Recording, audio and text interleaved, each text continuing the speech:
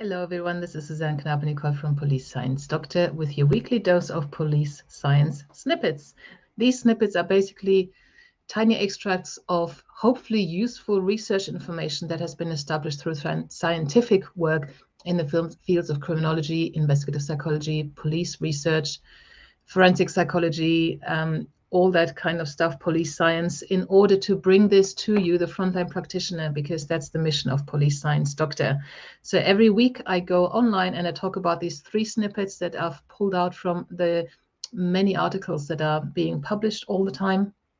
I also email them to everyone who's on the Police Science Doctor email list. So if you want to get these into your inbox with a link to the original research article every Tuesday for free, just Google Police Science, go to Police Science Doctor, enter your details into the form that pops up or that you find at the bottom of every page, and you'll get access to these every week. And also you can access the whole back catalogue of previous Police Science snippets. And there's now many of them, 140 previous weeks. So the snippets for this week, there's always 3. The first one is about tonic immobility versus consent. Tonic immobility is a state of temporary involuntary motor inhibition that victims may experience in states of intense fear, such as during sexual violence. It is characterized by fear and immobility and explains the victim's lack of defense or resistance, which is not consent, and causes effects such as trembling, physical and mental paralysis, inability to vocalize, and eye closure. In addition, tonic immobility has been correlated with long-term negative clinical manifestations, as victims are more likely to suffer from post-traumatic stress disorder. I do wonder if that is in part down to the internal conflict that the victim then may experience afterwards, and also quite overt accusations from others. Well, why didn't you fight back? Why didn't you do anything? Did you say or do X? And they weren't able to.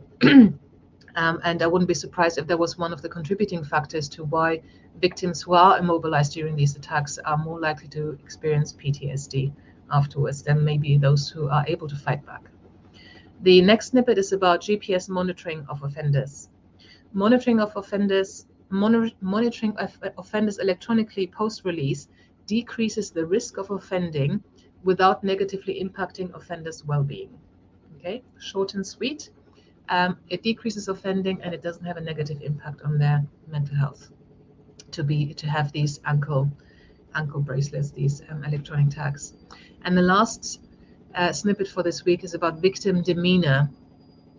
A study about how jurors perceive victims of sexual harassment found that factors representing participants' perceptions of victim credibility and victim negative emotions were higher when the victim cried than when she did not.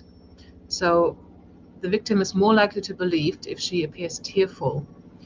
Now, that is a research finding. The negative potential consequence from that is that perhaps victims feel that they should be crying because otherwise they might not be believed. And if they then, and that can then potentially lead to attempts at making themselves cry, and that looks then very ingenuine and dishonest. And this is, I think it's good to have this knowledge that this is the case, but it can then lead down the rabbit hole. That if we know this is the case, and victims know this is the case, and victims know how crucial it is that they are believed, do genuine victims perhaps then appear to be more upset than they really are? Are they pressurized into that because of some finding like this, or because of a fact like this? And how does that then impact the perception of them? So it's a little bit complex, but that's what the research is saying. So I hope there was something of use to you in there. If not, remember that you guys have many different roles in law enforcement and military and intelligence, whatever your particular role is.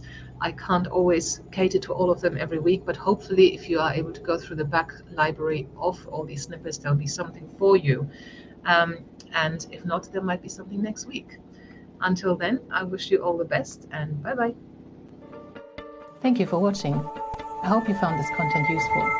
You can get access to each episode's transcript with key learning points, timestamps, and references if you get yourself onto my mailing list.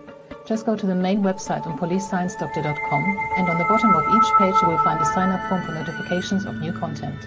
Just enter your first name, your preferred email address, and the type of organization you work for. You will not get any spam, This is just for me to let you know about new content and for you to get access to all the transcripts.